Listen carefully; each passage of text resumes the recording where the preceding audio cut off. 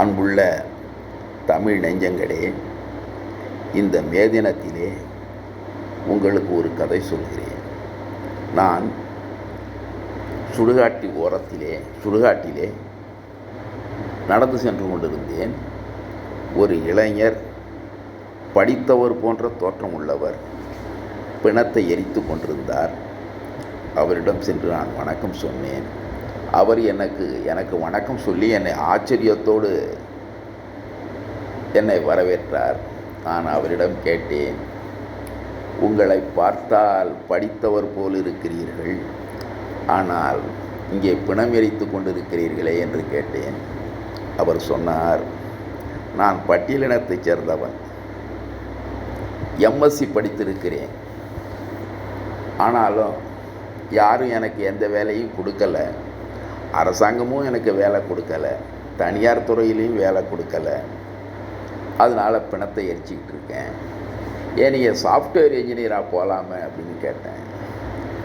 நான் அரசாங்க பள்ளிக்கூடத்தில் படிச்சுட்டேன், எனக்கு ஃப்ளூயண்ட்டாக இங்கிலீஷ் பேச தெரியாதுன்னு சொன்னார். சரி, நான் இங்கிருந்து விடை பெற்று ஆற்றங்கரை ஓரத்தில் ஒரு இளைஞர் துணி துவைத்து கொண்டிருந்தார். அவரிடம் போய் வணக்கம் சொன்னேன். அவர் எனக்கு வணக்கம் சொன்னார்.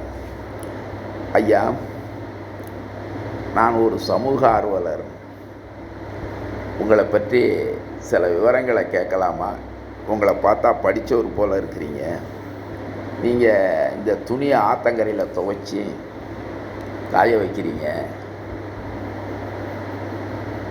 ஆமாங்க, நான் சலவை தொழிலாளிங்க, நான் எம்பிசிங்க அப்படின்னாரு.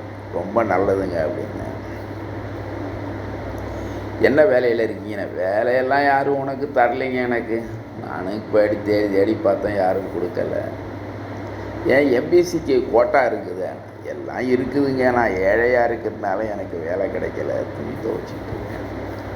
சரின்ட்டு கொஞ்சம் தூரத்தில் அந்த ஊர் தலைவர் இருக்கார்.